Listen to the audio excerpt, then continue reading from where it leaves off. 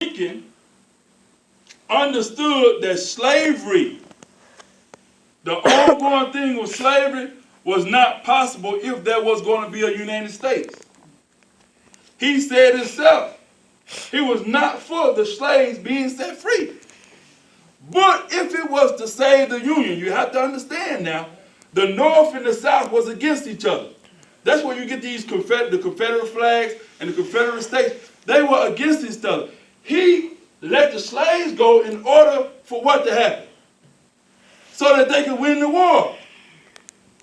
They couldn't win the war without letting the slaves go. So you had places like right here in Pine Bluff, right down here, if you go down here to City Hall, you see some of their history. They have written up the Battle of Pine Bluff. That's why Pine Bluff got so heavily populated. Because in Arkansas, the main place that they sent the Union troops during the Civil War and stayed here right after the Civil War was Pine Bluff. So you had slaves all over Arkansas trying to run from the plantation to get where? To Pine Bluff. We represent, us who have been here for years, we represent something very different to Arkansas. And this is why if you go to conferences where they talk about funding, grant funding, and community work, people will tell you Jefferson County is very unique. You can't work with them folks down in Jefferson County. It's something different about us. Understand that. Something very different about black people in Pine Bluff that's different from anybody else in the state. We are the last Democratic stronghold. Jefferson County and Phillips County. There's a reason for that. But Abraham Lincoln wanted to put forth a proposal to send black folks out of the United States back to Liberia. See, y'all, some people think he just got, people got mad at him, he just got assassinated. There was a plan to move us back to Africa. They sent a group to Liberia.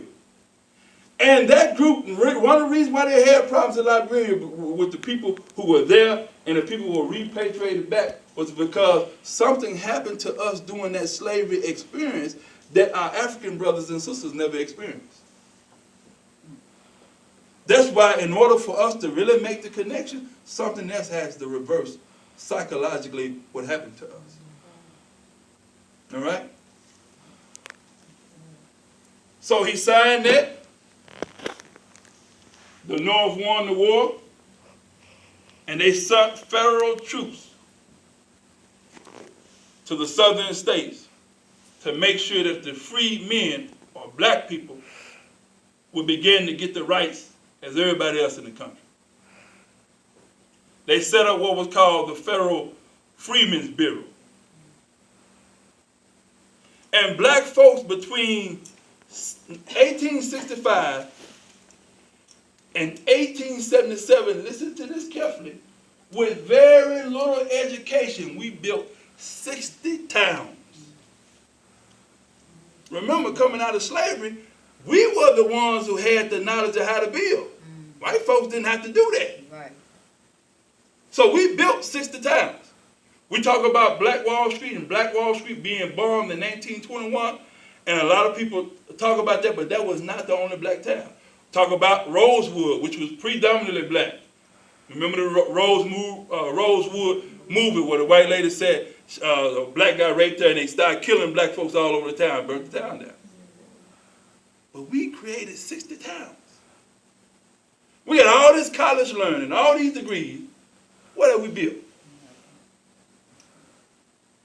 That's why this brother who started Black History Month, it wasn't always called Black History Month. It was called Black History Week. And it was started by this man, Carter G. Woodson, who was an educator, 1933. We have Black History Month now, but this man is the one that started. And he talks about in this book is called The Miseducation of the Negro. What he was was talking about then is very relevant to what's going on with us now. But we got all this education and we ain't doing nothing with it. Right? Psychology degrees, sociology degrees, this degree, that degree, doctorate degrees. And look at our community. We have been miseducated. That's right. I know it's hard. We up to here in debt for some stuff that we can't even use to help build nothing with. We're in bad shape. But this brother is the brother that started this month. Very important book. This book I have here, which is The Secret Relationship Between Blacks and Jews, Volume 2. This is by the Nation of Islam Research Department. And the subtitle of this book is How Jews Gain Control of the Black American Economy. Why is this book so important? This book deals with the relationship between black people and Jews in this country. This is a book called 100 Years of Lynching by Ralph Ginsberg. He is Jewish. This book is called Slavery by Another Name by Douglas Blackman, who is also Jewish. I'm going to come back to these books. This book details, it really, in my opinion, it changes the way it rewrites history in terms of our relationship with Jewish people.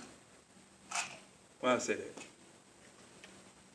The transatlantic slave trade, the architects of that were Jewish people. No doubt about that. If you go and trace down some of the places, Macy's, some of these jewelry stores, AIG, Lehman Brothers, J.P. Morgan and Chase, all of these companies were started by Jews, and you know where they got their money from? The South, with black folks picking cotton. Cotton was doing slavery what oil is today. Yeah. So if you got some land and you was able to get some slaves, but they financed the slave trip, the ships. While the Pope of Rome blessed every ship that went over there to go get black folks and put them in chains, made a special prayer and sent them on over there. They were the architects of that. And I know that, when you talk about the civil rights movement, you have Jews, people say, well, these Jews, they was there and they was with black people. Oh, man, it's a whole story behind that. It's a whole story behind it. Do you know that when they really wanted to suppress black voting and take land from black folk, you know how they did that? Jews financed the Ku Klux Klan. They were regular white folks that didn't have no money, that didn't want to work. Ones that had a few slaves, the slaves were gone. And so what they did was Jews financed them, gave them the money to get the horses, gave them the money to get the sheep, gave them the money to get the gun, gave them the money to get the rope. Right? They started it. No doubt about that.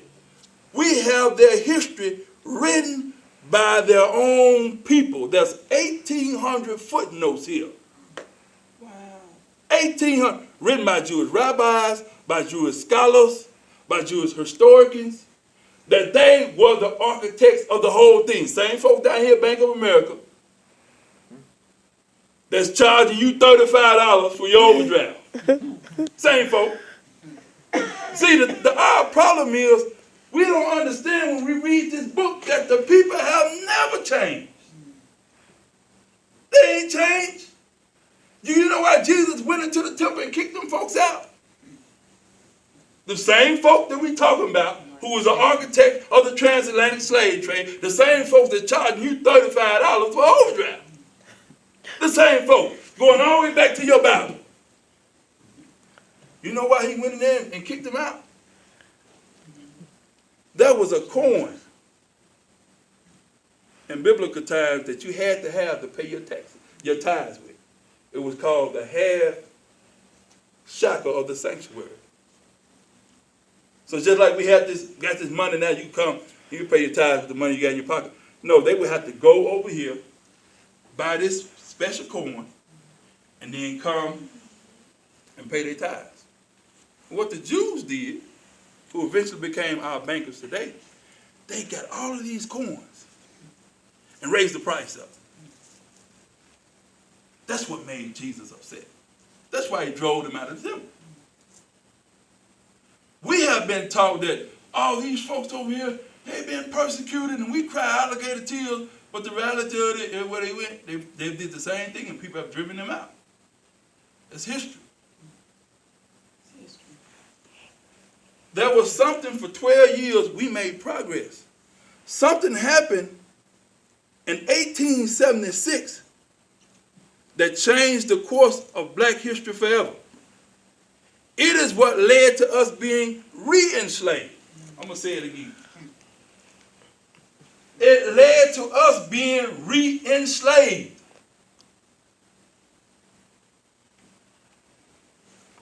I'm going to read directly from the book. One of the most extraordinary events in political history of blacks and Jews in America occurred early in the year 1877.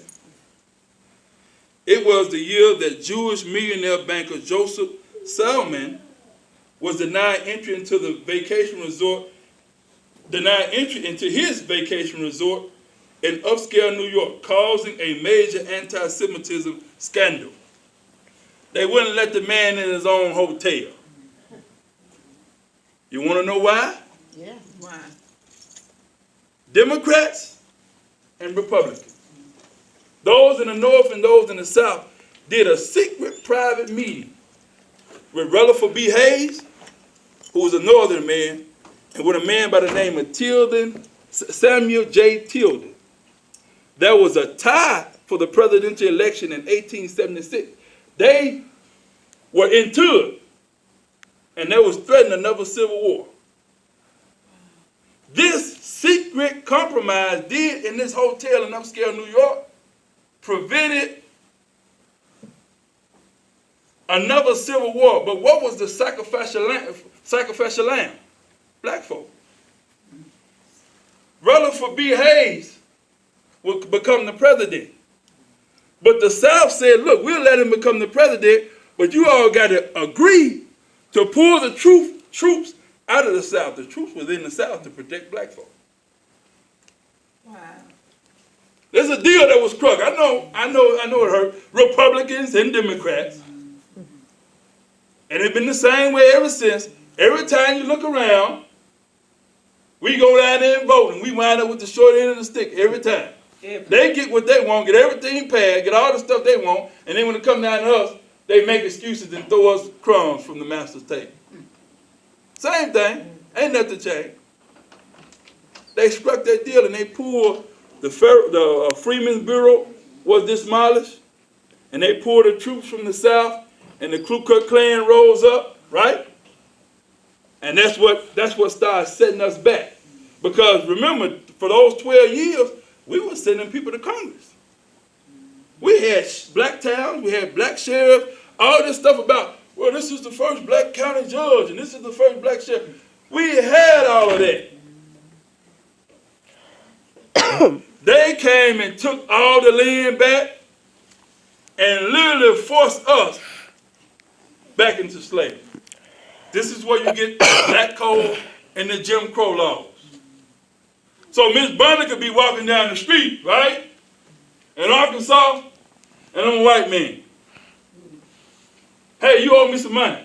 Hey, N-word, what that money that you owe me? Well, she don't know me from a can of paint. Ain't never saw me before in her life. I have the sheriff arrest her, take her to jail, right? Don't you owe this man? No, I don't owe him. I ain't never saw him a day in my life. Well, he said you owe him. So you be sitting in jail, then you go to court, right? And because I was white, my word was better than your word. Oh, yeah. So automatically you guilty, right? Right. Now how you gonna pay me? Still ain't got How you gonna pay these court fees? How you gonna pay these attorney fees? How you gonna pay these jail fees? I gotta go to the pen. So that's what they did. But it was already set up when they made the 13, 14, and 15.